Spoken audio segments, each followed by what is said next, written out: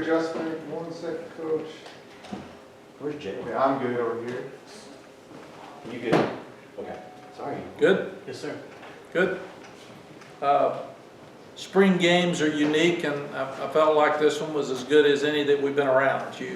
Number one, you want to play hard, and I thought they did that. Number two, you don't want to get anybody hurt, and nobody even laid on the field, so I didn't feel like that anybody got hurt, and especially enough where they will not be able to go back and be ready for preseason, and that was key. And then the other thing, you want them to compete when you tell them that you're going thud, because you got so many people hurt, that you'd like to see guys practice and get in the right place and have to think on their feet and be in position to make plays, and still be physical enough that it makes them compete. It usually hurts the running game, believe it or not, because they blow the whistle quick when somebody's grabbing, and you've got big backs like we do. They usually get 4 or 5 yards more than when somebody pulls them and tries to hold them. But I thought Drake played well. I thought Connor Harrell did some good things. Both Elijah Green and Omarion Hampton have had a very good spring. You start looking at British. It's so good to see him back out there, and he got a lot of plays. We couldn't have played him in tackle, so that's why we felt like that he needed to get a lot today and give him confidence going into the off season. And we'll be a better team tomorrow because you got Caleb Hood back, and George Pettaway will be back, and Tez Walker looked good. He's going to be special. Nate McCullum made a great play, so I feel like he's got a chance to keep growing and being good. Drake's Drake. He always plays good. We think we've really improved in the offensive line, but mostly we've improved up front on defense. The defense did very little today for schemes. They didn't move very much, and still I felt like that they made a lot of good plays without scheming, and that's something that we couldn't have done last year and didn't do very well. So we've got 7 of our signees here today. 10 or 11 of those guys will be here in the next month, so that helps us as well. I just think spring's been what we wanted. We wanted to continue to talk about going from good to great and doing little things right, and they've done that. And I'm sure excited about it. Disappointed that we had 1 bad snap on a field goal, and Noah Burnett made it anyway. It was a great hold, and then we had another missed kick by Ryan Coe. We got to make all the field goals. That's something that we've got to get more consistent with. Our punters did a really good job in pre-practice, but very few turnovers. I don't think there were any, which again, that happens more with thud because you don't have as many strips and tips and that kind of stuff. But offense took care of the ball, and defense has got to continue to work on stripping it. The other thing is the transfer portal starts today. As of now, we haven't had anybody call us and tell us they won't transfer. And I told the guys after practice that this is the new world is transparency, and the new world is relationships. And I had a meeting with the parents this afternoon as well. And I told the parents that I know you love your sons more than anybody else's son. I got that. I got 4 kids, and I've got 6 grandkids. And I want mine to all be happy, and I want them to all play. So I get it. But we have to win. And if you're position coach, and we got about 12 people now, a lot of experienced coaches that are looking at every player, if they do not feel like that your son should get more snaps, then he's not going to get them at this point. And we have exit interviews next week where every player will sit down with every coach individually, and he will say, what do I need to do better? Why aren't I getting more snaps? Whatever is on his mind, he will say to the coach. And I've told our coaches to be really, really honest with them. And we'll go over that for a couple hours on Monday to make sure that we're all on the same page. So I don't know if anybody will go in the portal, but if they do, we'll be very supportive of it and try to help them. And I think that's just the new way to do it. And we will work really, really hard to make sure that they get placed. Questions? Mack, it sounds like holding Travis Shaw and Elijah Huzzy out was just precautionary, right? Yes. That was the other reason we went, we decided to go thud because even Bryson Nesbitt is close. But if you're close in a spring game and you go out there and you pull something or hurt a knee, but all of the guys except Malachi Hambrick, I think, Jeremy, all the guys except Malachi Hambrick will be ready to go when we start preseason in the fall. When we talked to Gene a couple weeks ago, specifically about Tamari and Travis, he said that they improved their short area quickness and alluded to them being much better off the snap. What we saw today across the board there, has the whole group individually and collectively improved their Yes. short area quickness, and that was a result of them being better up front? Yes, absolutely. We're quicker off the ball. We're playing with lower pads. We're using our hands better, and we're penetrating well. We're being more violent, and that's something you have to do to disrupt an offense, and something we haven't done. So I'm excited, and we have really challenged those guys to do it. I thought I saw Jacoby Cowan today make some plays, and he's getting better every day. I thought I saw Bo Atkinson make some plays, but we're telling them that if you don't show up, if you aren't somebody that when we watch the video we can say that guy's making plays, then we can't play you.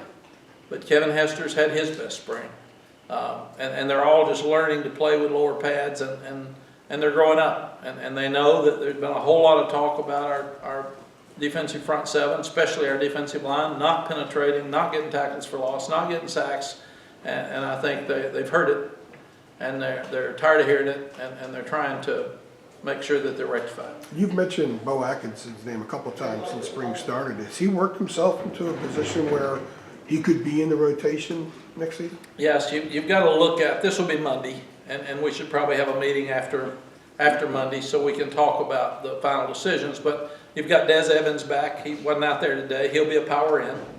And then you've got Jacoby Cowan and Bo Atkinson working at the power end. And you've had Jabari Ritchie working there this spring. Jabari will go back to 3 technique, he and Miles. So it'll give you 3 players there with a chance to get playing time in the fall.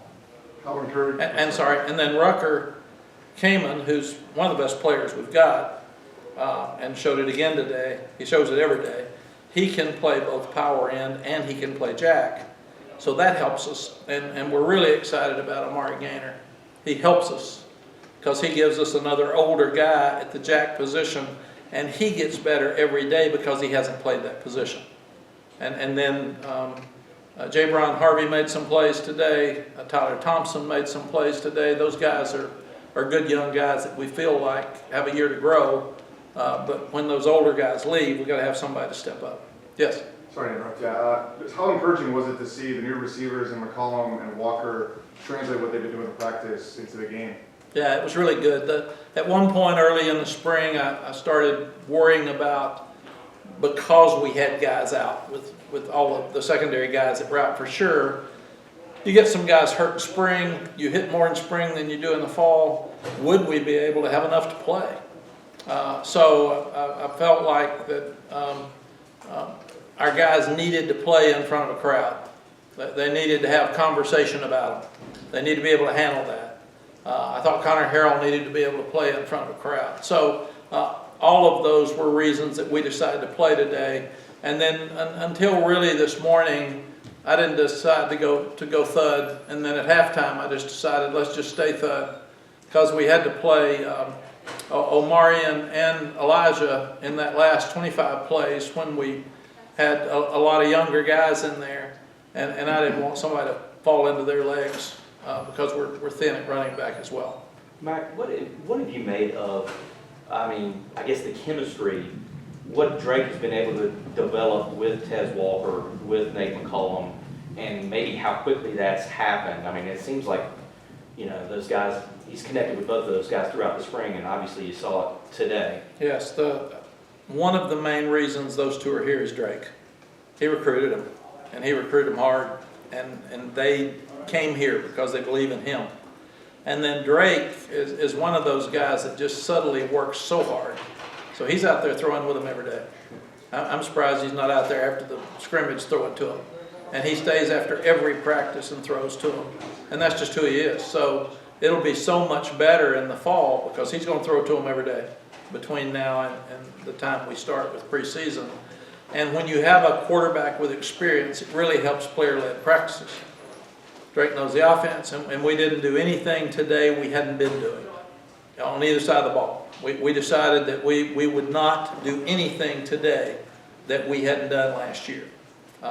So that really limited both sides. But I guess, do you feel like that's already in place with Drake and the Yeah. new receivers? Like that's already sort of building up the chemistry, for lack of better word, is what I keep calling it. Yes, what we saw out of Tez today is what we've seen every day. And Nate's really caught more balls than that. We didn't have a game plan. We weren't trying to get it to him, but I was glad he got the one deep ball so everybody could see what's out there. He's really quick. And they're so much like Josh and Antoine. I mean, it's really freaky kind of that they fit that same mold as those two. Yeah, we have time for two more, Coach. Don't want to put too much into what we saw today, but is there anything you saw that maybe concerned you today, and it's been something that's concerned you a little bit the last few weeks? No, I thought we got so much better the last week in everything. And we sit and grind on the defensive front seven after every practice. We sit in there as a defensive staff and me, and we look at every play. And then we show it to every player, every play. So we've been very demanding, but I thought Thursday's practice was probably the best practice we've had since we've been here. And it was so physical. We had a goal line scrimmage. I mean, we absolutely had a goal line scrimmage, and people don't do that in the spring. And we did, and we had 2-point plays at the end of it. So we had a 4th and goal from the 3, 4th and goal from the 2, 4th and goal from the 1, and a 2-point play. And we had 8 of those with blue versus blue. So we have gotten after them, and they have responded. Mack, I know that the transfer portal can be changing right now as we speak. I understand that. Yeah, I tell you, we haven't heard. I may walk out and Jeremy say somebody wants to see it. We'll come back in and tell us. I'll come back in today. I told you somebody wasn't hurt, and then maybe it's Noah Taylor. I said I hadn't heard anything. I walked out, and somebody said, he hurt his knee. Right. I ruined his knee. So. Well, the flip side of that is are you guys looking for anything in the portal like to bring in? Is there a position that you could add to, or would be the flip side of like you might lose some guys? I understand, but like, is there any area you would like to try to address now that spring is done? Something you might look for. Yeah, we that'll be Monday. Really, we'll talk about it hard after we look at this. You're always looking for offensive linemen. It's the hardest thing, probably quarterback and offensive lineman are the two hardest things to hit on in recruiting.